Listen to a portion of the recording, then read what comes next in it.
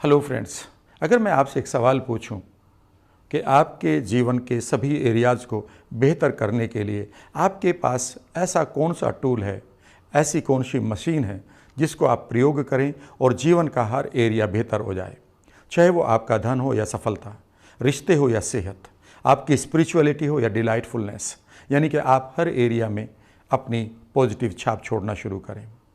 तो आप निश्चित रूप से जवाब देंगे कि आपका मस्तिष्क और आपका शरीर। आपका जवाब बिल्कुल ठीक है। जब जब आपका मस्तिष्क ज़्यादा क्रिएटिव होगा, ज़्यादा प्रोडक्टिव होगा, ज़्यादा डिलाइटफुल होगा, उतना ही वो ज़्यादा क्रिएटिव रहेगा, उतना ही वो ज़्यादा अवसरों को ढूंढेगा और उन अवसरों को पूरा करने के लिए आपकी बॉडी को एक नई एनर्जी भी देगा। और अगर आपको ये सब कुछ मिल जाए, जिसको आप कहते हैं माइंड को कैसे चलाएं या माइंड को चलाने का तरीका, तो फिर आप सबसे भाग्यशाली लोगों में से एक हैं। इसी भाग्य को कैसे प्राप्त करें, इस वीडियो में मैं आपके साथ शेयर करूंगा। फ्रेंड्स, जिसको हम ज़िंदगी कहते हैं वो एक बास्केट की तरह है, एक टोकरी की तरह है, जिसमें बहुत सारे एरियाज़ रखे हुए हैं। इसी ज़िंदगी नाम की टोकरी में रखा है आपका कह सकते हैं कि हेल्थ का एरिया, इसी में रखी है आपकी सोशल एरियाज़, इसी में रखी है आपकी फाइनेंशियल एरिया, इसी में रखी है आपकी रिलेशनशिप, और इसी में रखी है आपकी स्पिरिचुअलिटी। बहुत और भी चीज़ें हैं। और इस तरह से ये टोकरी जब पूरी तरह से भर जाती है, इसी को आप ज़िंदगी या जीवन कहते हैं।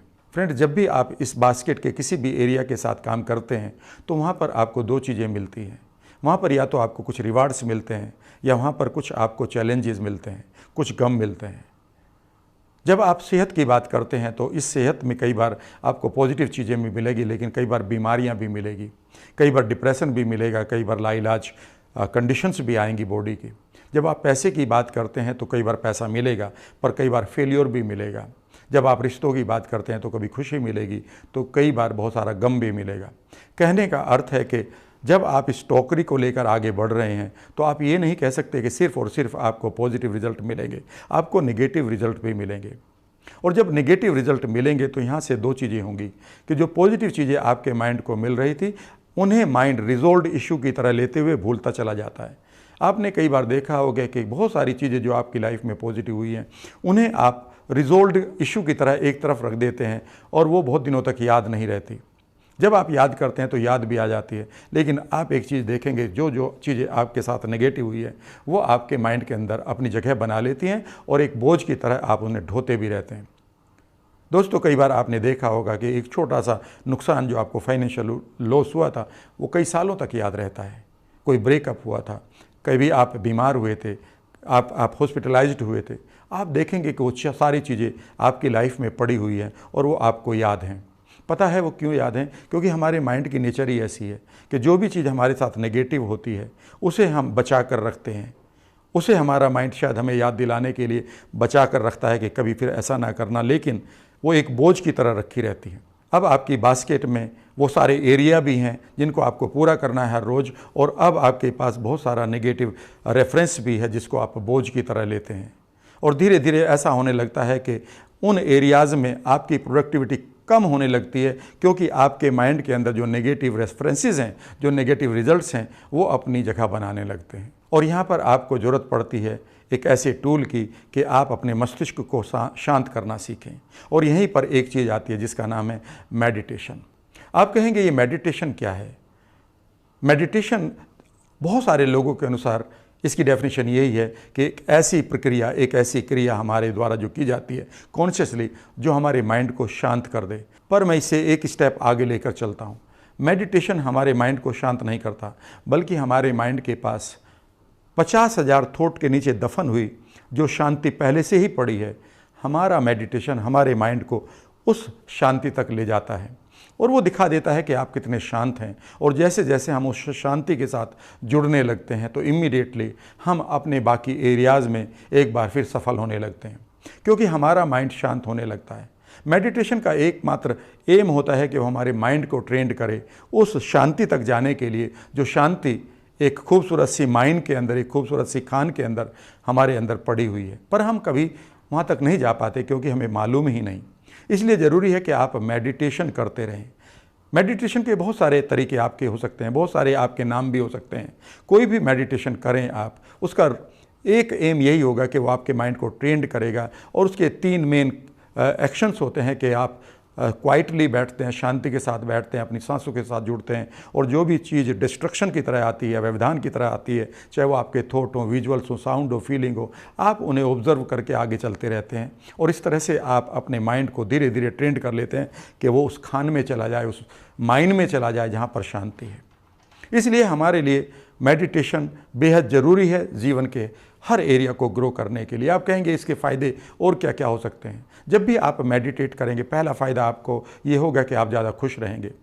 फ्रेंड्स, रिसर्च ने ये देखा है कि जो मेडिटेटर लोग थे, जो मॉन्क थे, उनका फ्रंटल कॉर्टेक्स बढ़ा हुआ था, यानी कि वो एरिया उनका ज़्यादा एक्टिव था ब्रेन का, जहाँ पर हमारे हैप्पीनेस सेंटर्स होते हैं।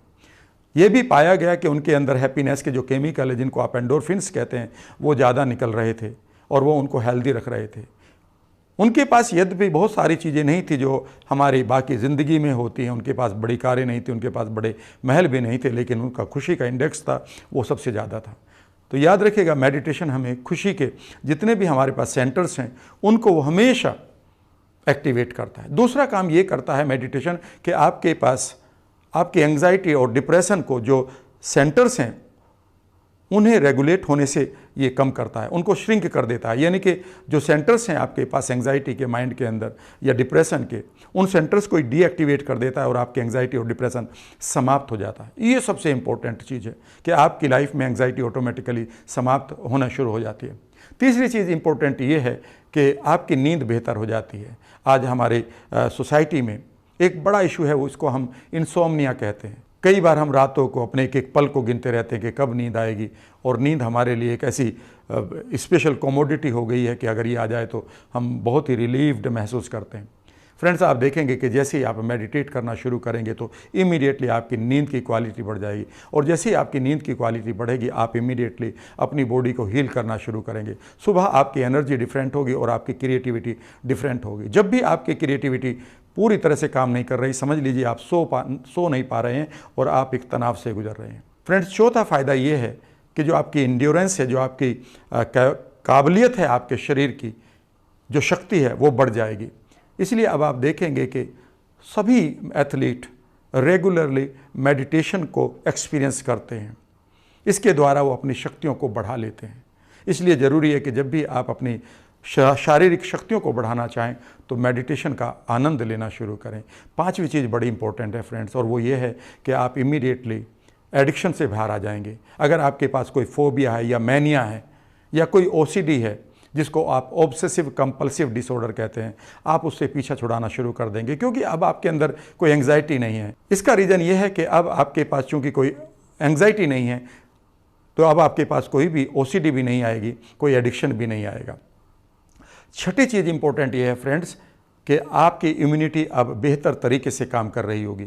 जी हाँ, जब भी आप मेडिटेशन करेंगे आप पाएंगे कि अब आप बीमारियों को के शिकार नहीं हो पा रहे हैं, बिकॉज आपकी इम्यूनिटी डेवलप हो रही है, आपके शरीर में right amount of antibodies develop हो रहा है।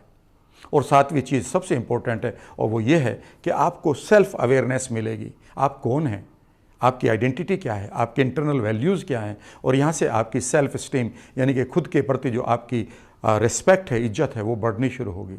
इतने सारे फ़ायदे अगर हमें मेडिटेशन दे रहा है तो मैं निश्चित रूप से कह सकता हूँ कि हर एरिया को बेहतर करने के लिए, आपकी लाइफ को बेहतर करने के लिए मेडिटेशन आपका सबसे बड़ी फाउंडेशन है, सबसे बड़ा आधार है। आशा करता हूँ कि आपको ये वीडियो संदेश अच्छा लगा होगा। अगर हाँ तो आप इसे अपने फ्रेंड्स के लिए शेयर करिएगा।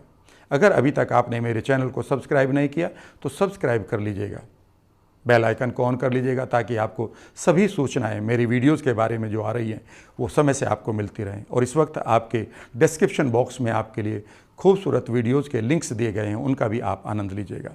Thank you very much and take care.